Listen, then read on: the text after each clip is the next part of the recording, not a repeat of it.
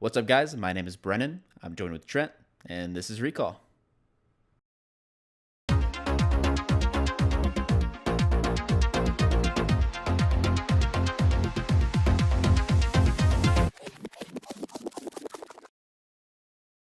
All right, guys, what is up?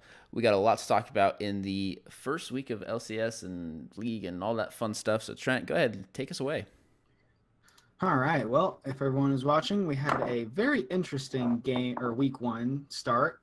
Everything has just been kind of tipsy topsy turvy. I feel like it needs a third one there because it's been insane getting to watch all of these games and how they play out and where the standings end up being. Mm-hmm. It's just been really interesting. So I'll start us off. I'll hit NA first with not necessarily news anymore, but an apology because Brendan and I filmed Recall apparently 3 hours too early on Wednesday A little bit. last week. Because that's when the announcement came out, basically back to back from Cloud9 and TSM, that Cloud9 was going to be running Golden Glue, Keith, and Zazel over their normal starters, Jensen, Sneaky, and Smoothie, and TSM announced they'd be running Greg over Mike Young. So, with that being said, at 11:37 Central Time, Wednesday the 20th of June, C9 has not announced that they are changing their roster back to the original. As far as we know, it is still Golden Glue, Keith, and Zazel. Did you just say 11:27? It's 37. I think You it's said 11:37. Whatever it is, it's before noon in Central Time. I'd say we'd keep you updated, but Recall doesn't have a Twitter, so we'll just all talk about it next week. Whatever happens with that. Okay, that's all I'm saying for that one. You should start a Recall everyone Twitter. by surprise. We do need a Recall Twitter. No, It you caught started. everyone by surprise, though. Just really crazy. It seemed out of left field, but there was been motivation issues cited. I don't necessarily doubt it with the meta, but whatever it is, we'll see if they continue with their plan. It wasn't a terrible disaster. We'll talk about how the week went in a minute for either teams, but it's really interesting because for Cloud9, they officially are not running any of their previous Worlds roster. The team that went to Worlds last year, that whole team is gone as of week one. Like, they're not playing on the LCS stage. That's TSM crazy. picked up Mike Young as this huge investment as their new young blood, and now they're playing Greg over him. So it's really Who the hell really is caught Greg? a lot of people off guard. He's been in and out of the LCS as a sub jungler, and he was on their academy team. I mean, he's a rookie and he has potential. Well, I mean, he's a rookie. And he has potential, but it's really crazy to see Mike Young get benched for him. Yeah, for sure. But with that being said, I just wanted to let everyone know we apologize for no one knowing that. We didn't know it either when the video came out. But I'll go ahead and run everyone through basically what happened in the games this week. We had a pretty good set of games. And with, like I said last week, I wouldn't take any of week one as, word of God that the teams are going to play to that standard for the rest of the season. It's week one in a new crazy meta. I wouldn't count it for a lot. But pretty much biggest stories are the TSM and NA at least are TSM and Echo Fox being clear leaders of the pack, being able to play two styles of both hard, just stomp early game and then also late game survive and end up doing that new funnel strategy, which is the one where jungle and mid lane don't split farm, but mid or jungle, whichever play is playing the hyper carry, takes all of the others farm and just makes himself like a super carry. So TSM showed off they could do that strat, and they showed off they could also just stomp early game. Echo Fox, they had some pretty good games, some pretty feisty, scrappy games, but they were good. Yeah. Also, news, not necessarily as FlyQuest being 0-2, but is 100 Thieves, former finalists. Oh, wow. They ended up going 0-2 on the week. It's, still week one, but it is shocking to see them kind of fall flat because they did try running both new comps. They tried running a mage bot lane. They tried running a normal AD carry bot lane, and they didn't find success with either. But they did play against Team Liquid and CLG, which although they're 1-1, I feel like CLG is going to come back very strong this season. Okay. So pretty good games in NA. We ended up having a lot of 1-1s with only, like I said, top 2 and bottom 2 going, respectively 2 wins and 2 losses. Mm-hmm. The news on C9 is with that whole roster swap, they ended up losing to Clutch Gaming, but they won against Optic Gaming. And Optic Gaming isn't a huge win, but for a team of 3 rookies, basically 4 if you still count Licorice as a rookie in a way, not his rookie split, but definitely his rookie season, that's pretty good, I feel like. Yeah, going against Power of Evil, Acadian, Arrow, the former LCK star. I'm not saying they beat TSM. I'm not saying that. I'm just saying, for what it's worth, maybe Jack and Reaper didn't make the totally wrong call if they really thought that these rookie players were playing and outperforming their normal LCS teammates. Like, if Golden Glue was really outperforming Jensen, then I'm okay with the decision that was made. It's all for the sake of the team, and maybe that means that those 3 practice a little harder now. Yeah, for sure. With that being said, though, Echo Fox and TSM are clear front runners. There was a very interesting thing that happened this week in the NLCS game of Echo Fox versus Clutch Gaming. It happened on Sunday, and a lot of people are up in arms about it because Clutch Gaming won their first game. Echo Fox won their first game, so it was looking to be a really good game. And they went to play against each other, and it was scrappy and it was messy, and there were like kills on each side. It was a really fun game to watch. Echo Fox had an advantage in objectives and an advantage in gold. But for what it's worth, Clutch Gaming was trading kill for kill. They were going pretty even. Yeah.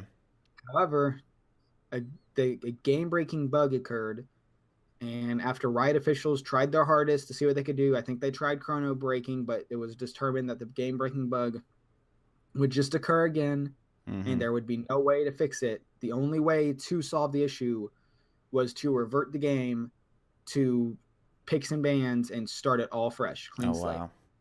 So Echo Fox Riot officials rewarded Echo Fox the win because they had a 30% gold lead, an objective lead, and I think a small kill lead. So basically, Echo Fox was ahead, and Riot officials determined the game was in such a late game state. Echo Fox had an 80 to 20 chance of winning or something higher than that. Yeah. And awarded the game to Echo Fox. This is a very crappy situation. Like, I'm not saying by any means just like, they made the right call. There wasn't a right call here. There wasn't like 100% right call, because there is plenty of ways that Clutch Gaming could come back from that, especially if they were staying even. I feel like that's why a lot of people are so up in arms about it, is because Clutch Gaming was still trading in team fights okay. But for what it's worth, Echo Fox did go that whole game, winning and taking advantages, even if small, slight advantages on the map. And to revert the game to picks and bans would be a punishment for Echo Fox over a punishment for Clutch Gaming. And a lot of people be like, well, if Echo Fox is the better team, couldn't they have just won again? Not necessarily, because in League of Legends, you're showing your whole strategy. Yeah. And Echo Fox showed their whole winning strategy and was about to win off it, and then that happened. But Clutch Gaming might not have had to show their strategy going into the Echo Fox game, because they were immediately on damage control once they started losing these little objectives. Yeah. So they may have never implemented their strategy, but Echo Fox did. But now that happens, Clutch Gaming gets a fresh slate to say, all right, let's try our strategy one more time. They don't know it, but we know exactly what they're going to do, so we can fix that before it happens and play ours at the same time. Yeah. So it would have been a very unfair situation for Echo Fox, who was winning at that point in time. Yeah, it's a hard one for sure, because you definitely, I'm actually impressed that they made the decision to do that, to go ahead and give the win over, because that's a huge decision, honestly. Just for the fact that you're assuming that someone's going to win, even if they do have a lead. Obviously, like you said, it was 80-20 or 70-30, whatever it was. Even if there's a chance that the other team could win, it's very hard to justify that, we'll just give the other team the win. I see why they did it, and I don't know if I agree with it. I don't know how I feel about it, because like you said, it punishes Echo Fox for having a good game, and then they're just kind of fucked the next go-around, because who knows what's going to happen. Now Clutch has a read on them. Now Clutch maybe doesn't make the same mistakes, and they can do the exact same thing they were doing, but like you said, they never got to see that. So it's a very odd situation, and I think I'm gonna go with I agree with Riot. But man, that is a controversial awful. one. It's so awful. It's an awful way to term the game. But for what it is worth, and maybe the rules do need to be changed. Maybe that's the argument that needs to be made. There is a set of rules that specifically stated this scenario that Riot followed. Well, that's good. So a lot of people are also like, well, maybe they were trying to favor Echo Fox because they knew they'd go mental boom, when in reality the team should be able to handle that. Yeah. No, Riot specifically followed their rule book.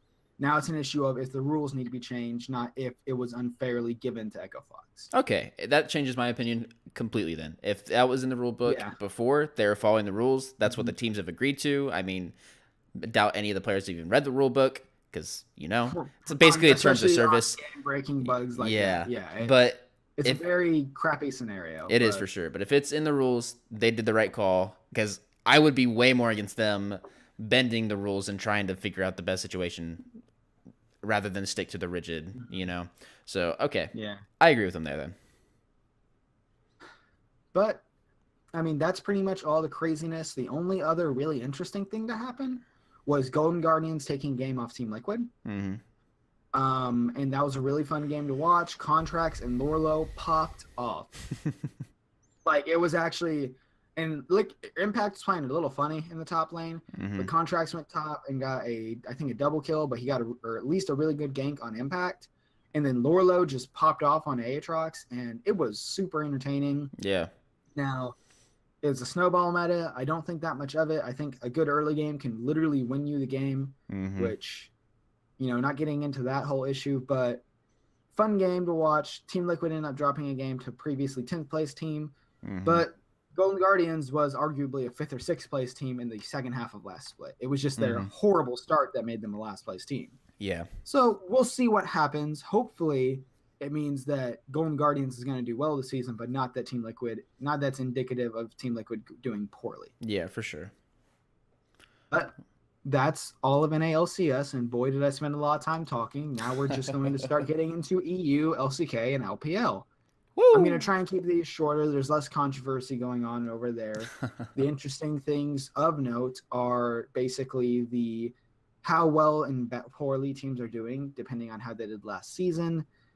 Specifically, Misfits is taking the top standing along with Vitality and G2, who were previously top 3 teams last season. That's good. But Splice, the third place team in the finals, actually went 0-2 on the weekend, losing to Vitality and then losing to G2. They lost to 2 good teams. I'm not going to take that much, not that much dirt on their name for that. Yeah. Fnatic lost their first game to Misfits. Like I always say, it's an interesting game, but not for the same reason, not for back and forth. Yeah. Misfits straight stomped Fnatic. Really? Fnatic ran a gold funneling comp, and Misfits picked Draven and invaded their red and took a huge fight and got a kill. And after that point, the game was over because Misfits just ran over the Fnatic bot lane, in which Reckless, and God, I hate this meta for what it did to Reckless. Reckless was on Janna. Yeah. Because they were running this gold funneling comp in which Caps played Kai'Sa and everyone else supported Caps. Yeah. Everyone else on the team just protected Caps. And it can work because they pulled it off in the next day's game. But this time, Hansam was like, I'm just going to pick Draven and roll over bot lane, take 2 turrets, and then roll over mid lane. Then we're going to win the game. And it was a very quick game. It was a stomp. Yeah. Really not that much to talk about. It wasn't necessarily Fnatic being bad. This is the most feast or famine of feast or famine comps. Like, it's going to go super well for you, and after you get to 20 minutes, you're just going to, destroy everyone. Or if anything bad happens before 20 minutes, you ought to lose the game. So it's not indicative of Fnatic's performance this season because, like I said, they pulled it off the next day against Schalke. But it is funny to just see formerly 6th or 7th place team Misfits absolutely stomping Fnatic, who just won the as their first game of the season. Yeah, that is pretty crazy. But like you said, it's not indicative of what's gonna go on beyond this week, and we're gonna keep a close eye on how these comps stay. Why Janna, dude? I hate this meta, dude. I hate it. I don't know. It's rough, but so there's that. amazing, got on Schalke, and he actually made that team look pretty organized. They at least look like they're not afraid to make decisions anymore, which is fun to watch. So that's good. And he was formerly on the analyst desk for EU, so he's back. Pro player goes to analyst desk, goes back to being a pro player. It's the end of the cycle of League of Legends and probably any other esport. But he's officially unretired. So we'll see how long that lasts. Yeah. In other news, LCK has been really interesting and fun to watch. Gen.G, formerly KSV, I remember their name this time, formerly Samsung Galaxy, is now back to being a good team. Woohoo! Yay! Because everyone remembers how bad KSV was, and everyone remembers how good Samsung Galaxy showed they could be sometimes. Well, Gen.G is now a 4-0 team. Dang. And the interesting part is they are running Fly in the mid lane. And if you remember him, he was formerly FlyQuest Fly. So he comes to Korea, gets on a previously pretty bad team, and they're now 4-0, beating teams like Kingzone. They're beating teams like I think they beat KT just the other day. Really? They're a good team. Interesting. They're a really entertaining team to watch, and they're definitely good so far. So that's awesome. I think there's a lot we can expect out of them. In other news, SKT is still just falling apart at the seams. Today, they tried to play a straight-up new comp with the most veteran player on that team being Tall. They played Tall, Blossom, Pyrian, and I forget what the name of their sub bot lane is, but they played all subs from jungle to support. Wow. I don't know what they're trying to do. I acknowledge that they're trying to figure out what the problem is, but Faker is not your problem. Don't take Faker out of your game. Why the hell do you take Faker out of all people? Like, because they're floundering at this point. I get that, but it's just it's embarrassing to watch this. Like this SKT is just completely lost on what they need to do, and it's sad to see such a good team kind of go to a wayside like this. But who knows? I do have a quick question. What? Have you seen if SKT has tried this funnel strat with Faker? They have tried it with Faker being on Taric, I believe. They have tried it with Faker being the support player and Blossom being the carry. All right, let's move on. Yeah, let's not talk about it anymore. Let's move on. A lot of people are very upset. He has played Taric, Lulu, and I think that's all he's played this split so far. Jesus and his Christ. Lulu is good. The fact that they made him play Taric is obnoxious. Why I don't like. I'm gonna get into it. I would love to see, like, this is just outside of like I don't care about SKT. Do whatever you want. At least give us the satisfaction of seeing Faker, the best player in League of Legends, arguably ever. Not even arguably, honestly. He's just so insane. Like, let us see that. Like, I want to see him just hyper carry. Hard stomp. Yeah, like this, I don't understand. This meta should be for him. My running theory is that it has nothing to do with Faker. It has everything to do with Blossom and Tall, and the fact that those two are just bottom tier players.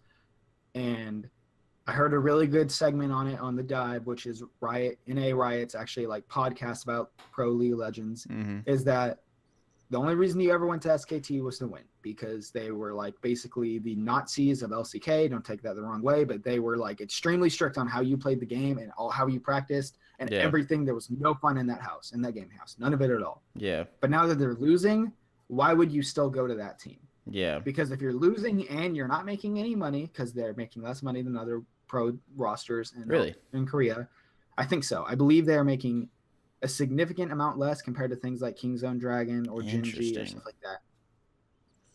Minus Faker. Faker has the biggest contract, but all the other players are not making as much because you're playing with Faker. Yeah. But so you're making less money, you're not enjoying yourself as much, and now you're not winning. So why would you still go play on that team? What do they have for you to offer you that would make you interested in playing on that team? Yeah. And the answer is nothing. So Faker, I hate to say that, but they don't even play Faker. SKT so needs to have, if they're not playing Faker, then there's really zero reason to play on SKT. There's like negative reason at that point. Yeah, it's obnoxious how I don't know. I'm upset by it. It disappoints me to see such a good team falling apart, but maybe they'll figure something out. They just need to a new jungler. They need to straight up say, Blank, you can't play anymore. Blossom, you can play until we find a replacement for you too. Like, that's really how it needs to go. It's crazy. The only other super big news that I find fun in Korea is Griffin Esports, who are currently 4-0. And if you remember, they were the ones who came in from the relegation tournament. Really? They are all so new in this game that if you go look on lolesports.com, all of them have the placeholder player picture. Oh, wow. Every single one of them have a placeholder player picture.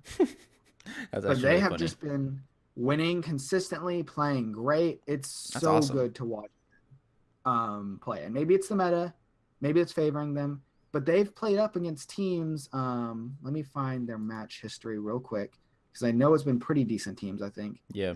So they started up against Jin Air Green Wings, and then they played against SKT, which obviously is floundering right now, but still to see a team like that. Yeah. They played against MVP. They played against BBQ Oliver. So they haven't played against the strongest of teams, but still, to see a team come in from relegation and being 4-0, that's good.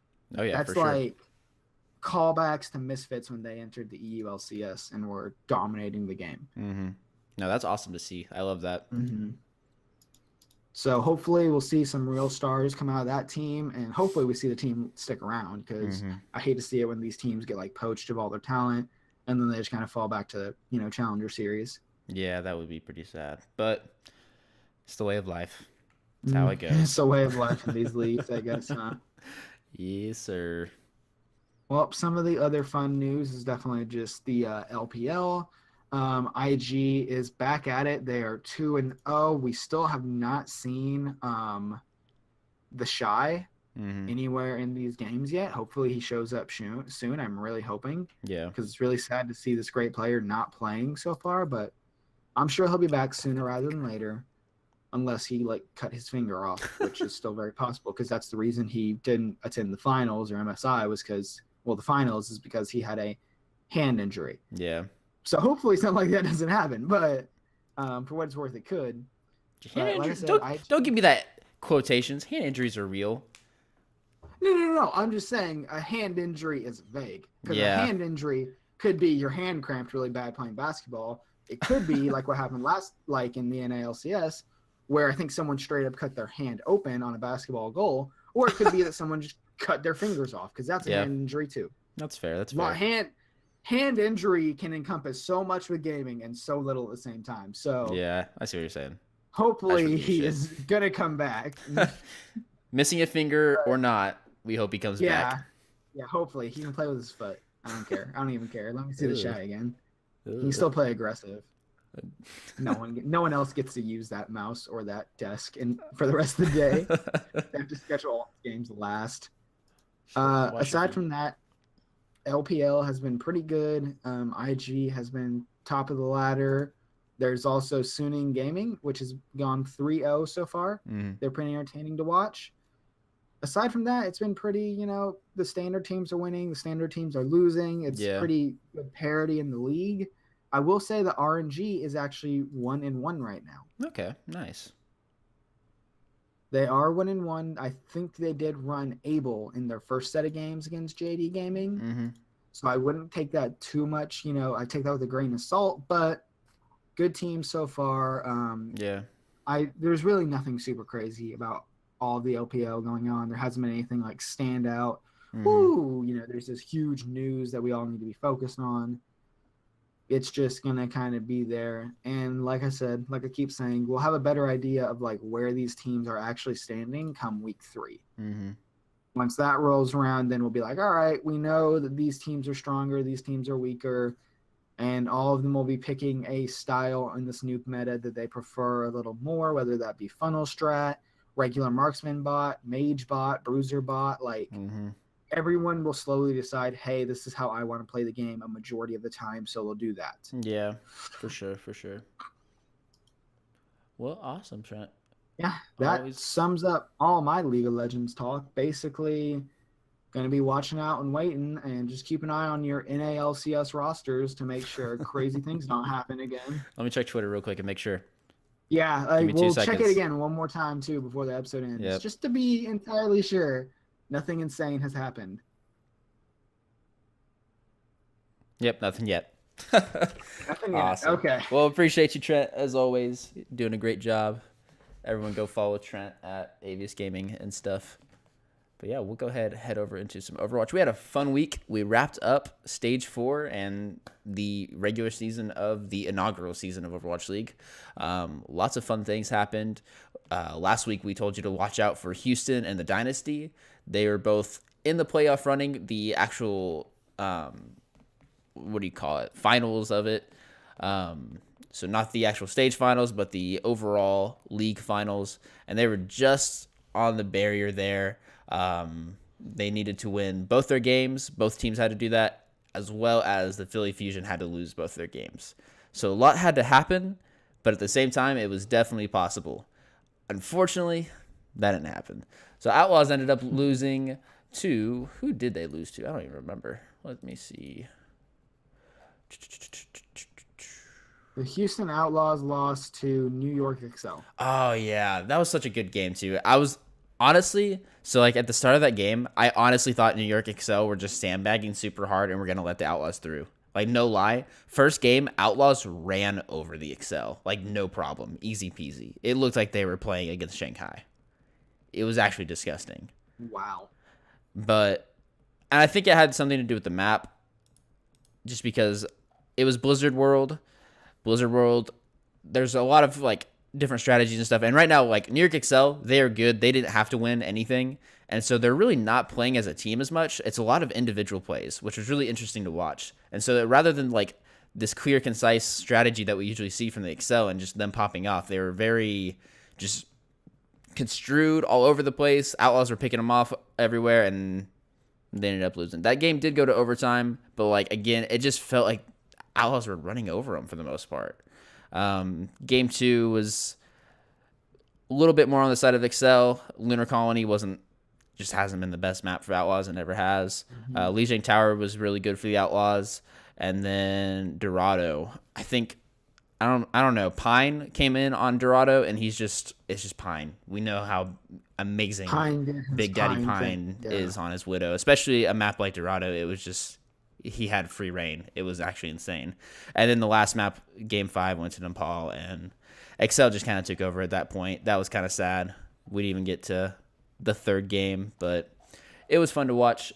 You feel for the Outlaws. They came so close, but just missed it by a hair.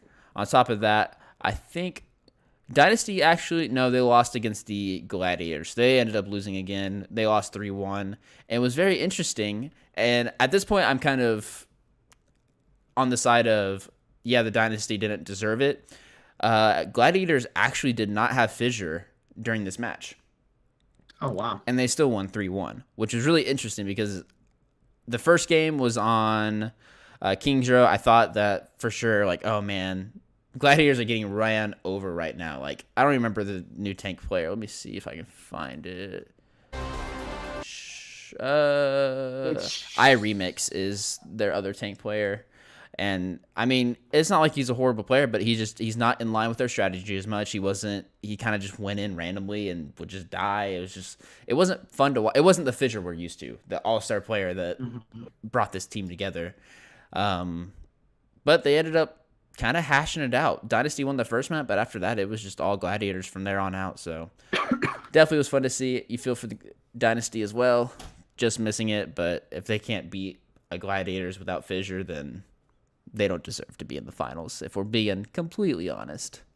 Agreed. And then that last map that we were really looking forward to, was Philadelphia Fusion versus Atlanta Spitfire. That was, at that point, it didn't matter after the Dynasty and Houston lost, but it was still going to be a fun one. Fusion ended up going 3-1 against Spitfire. Spitfire still struggling. They did not make the stage playoffs again.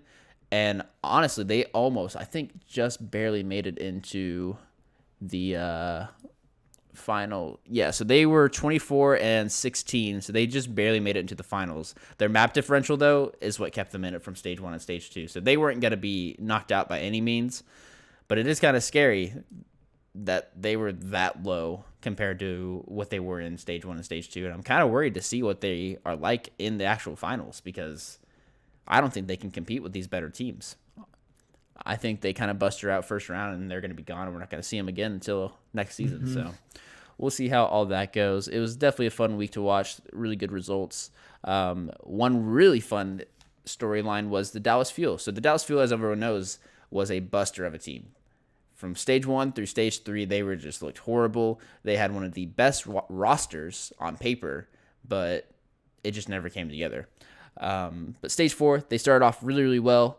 They ended up doing really, really well overall. They ended up beating the Los Angeles Valiant. So the Valiant didn't get that perfect 10-0. 9-1's good enough, though.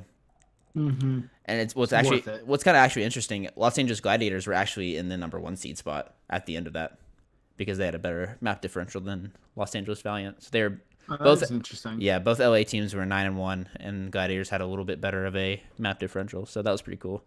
But yeah, so Dallas Fuel was able to get ahead of the Outlaws by a 1 map differential. They had a +5, the Outlaws had a +4, so they were able to get in that 4 spot. Their first stage finals.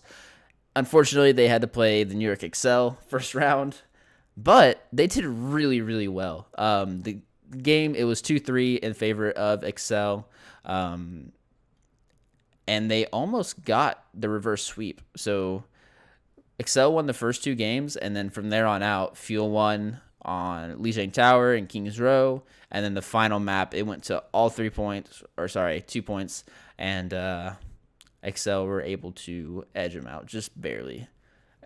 And then after that, we had Gladiators versus Valiant. That went 3-2. That was an amazing game as well. Like, it just constantly back and forth. Gladiators, it was just kind of back and forth. We had the Los Angeles win on Gibraltar. Then Horizon Lunar Colony went to Gladiators. That one went to overtime, actually. We had an 0-2 on Lijiang Tower to the Gladiators. A 3-2 on Kings Row goes to Valiant. And then the tiebreaker 2-0 on Dorado goes to the Valiant. And so they ended up in the finals versus the Excel. And from there, it was good games, but not quite as close. Los Angeles Valiant was able to beat the New York Excel 1-3, and they were your stage 4 champions. And so they got that nice little $1 million or so extra. Actually, I don't remember how much it is that they win. I think it's 250,000 or 125,000. Yeah, you're right. I'm talking out my butt. Overshooting with a I'm talking out my butt. I was reading it because it says prize pool on the standings, and I just added zeros for some reason when I read it. I don't know what I'm doing. But yeah, so overall, it was a really fun week. I'm really excited to see how we go into the final playoffs. We're about 3 weeks out. That's supposed to be on, let me get the exact date. It's not going to give me the exact date. That's sad. Anyways, it's about 3 weeks out or so. So Recall's going to suck for 3 weeks. Sorry, guys. Trent, you're going to have to carry. The League of Legends part I love you, Trent. Anyway. Oh, man. And one last thing I want to talk about before we get out of here is the Shanghai Dragons, man. They went 0-40. They did not win a single match. Just to give you an idea, their map differential was negative 120. Crickets. Yeah, that's rough. So that officially makes them the worst regular season record in all sports history, right? Yes. Like, in any sport, like, you freaking name it. That is the worst that you could possibly do. That's ever happened. Yep.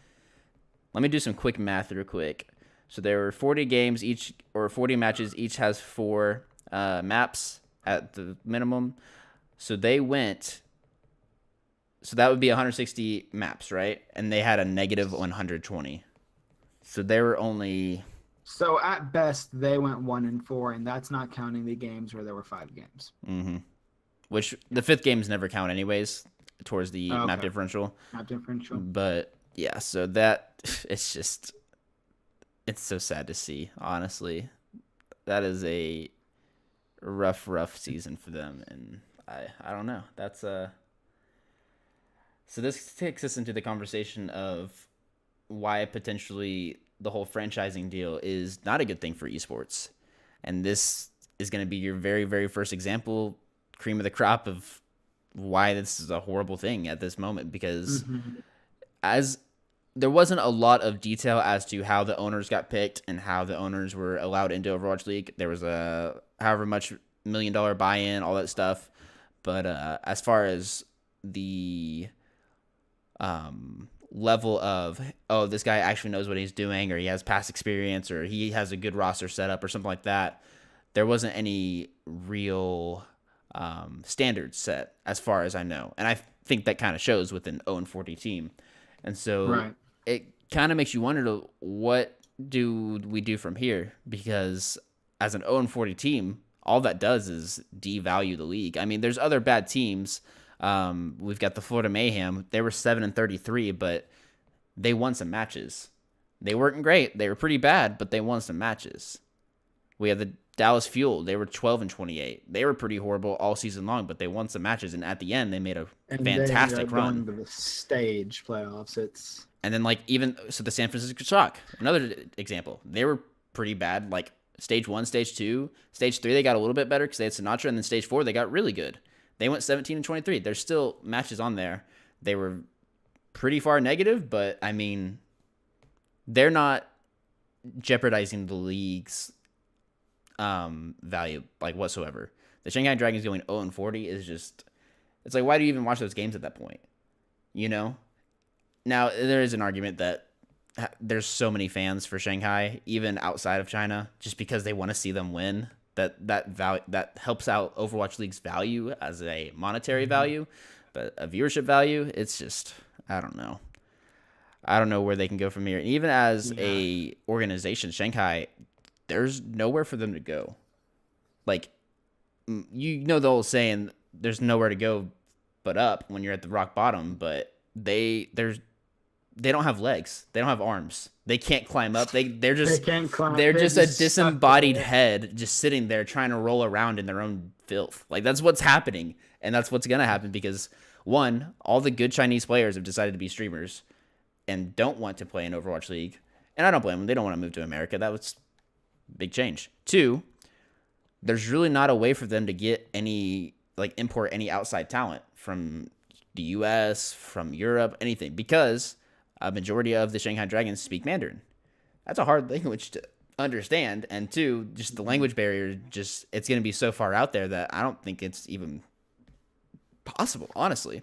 So either Shanghai is going to have to completely rebuild their roster to either a Korean team or even a English-speaking US, Euro, quasi kind of thing, or they're just going to have to sit at 0-40 and yeah.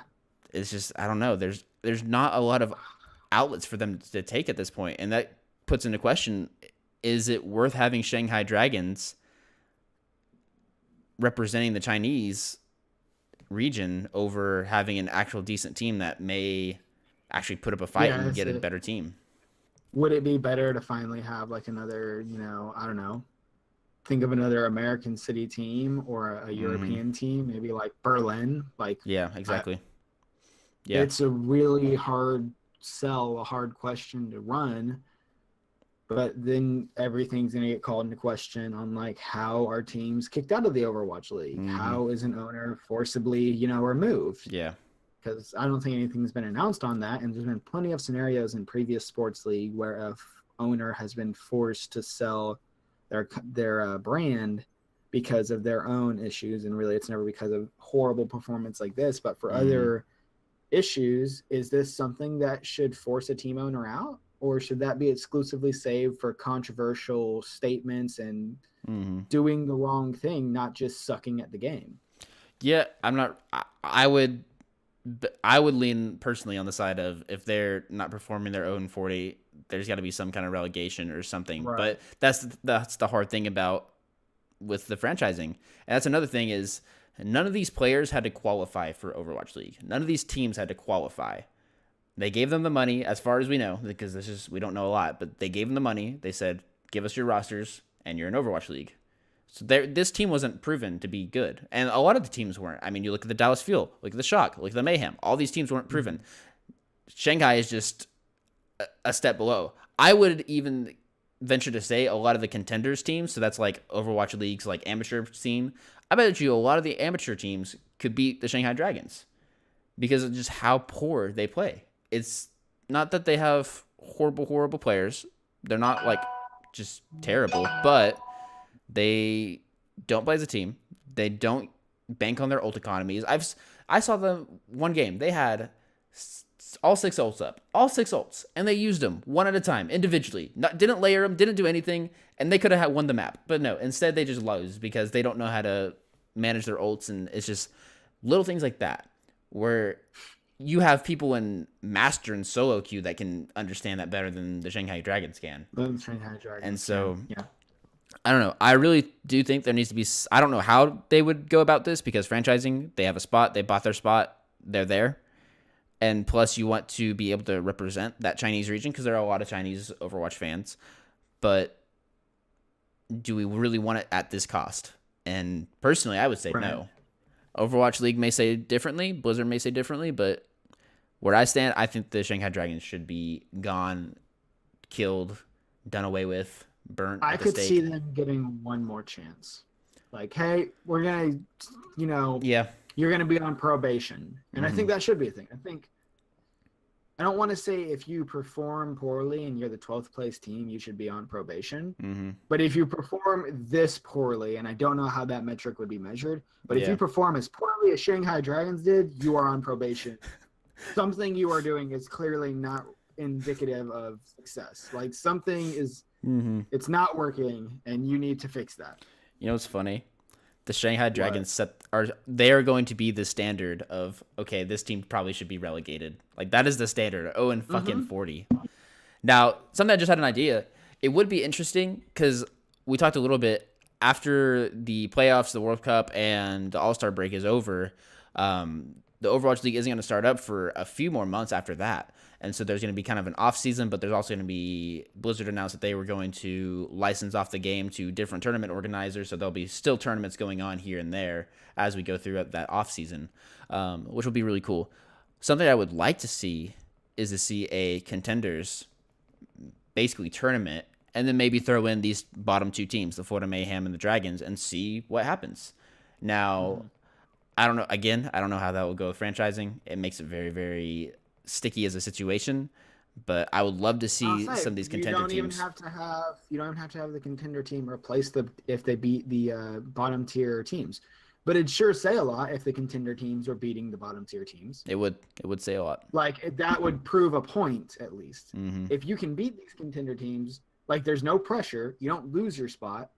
But if you lose to them, you got to be questioning what you're doing. You know what I mean? Like put it as a prize pool, like other minor tournaments. Make it something that is unrelated to Overwatch League, but the 2 bottom teams of Overwatch League can and should play in it to see where they stack up against these bottom tier teams. Yeah, for sure. Yep, I'm interested to see how it goes. Time will tell. We'll see what Blizzard wants to do. We'll see what the Shanghai Dragons try to do in the off season. But right now they just have a long plane ride home to Disappointment Town. So yeah. But yeah, that's going to do it for me with Overwatch. Like I said, the next few weeks are not going to be too much information coming out. We may hear a little bit about the World Cup and other things of that nature, but we got about 3 weeks until our next real good information coming in, and we'll preview the playoffs and all that stuff, see where we stand. I think the MVP vote will be done by then as well, so that'll be kind of fun. Who's your MVP? Anything changed? I'm still sitting with Fissure. Fissure's my MVP. Fissure is a very top tier player. It's Fissure or it's Fissure. Part of me wants to say Pine because of how clutch he is. Yeah. But he's not New York's MVP. And New York is still a great team without Pine. I argue that LA is a shadow of itself without Fissure, and that's the whole point of an MVP. Yeah. So that's at least where I think the award should be. I don't think it should be the best player on the best team.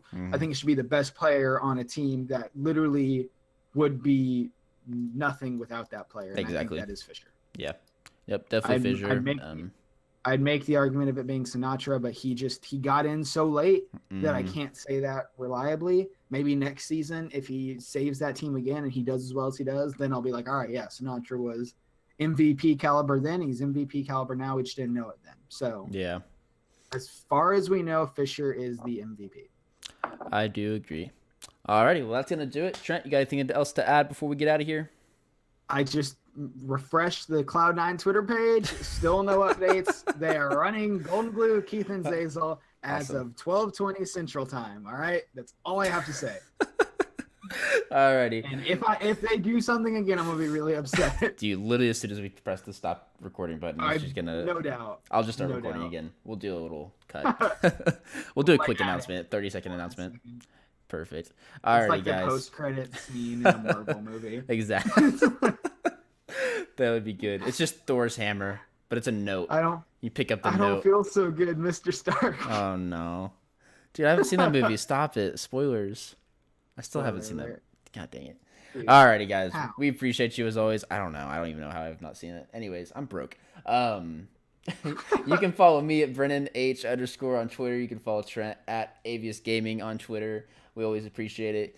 Like, subscribe, give us a comment, tell us how you feel. Yeah, that's basically about it. So we appreciate you guys. This has been Recall, and take care.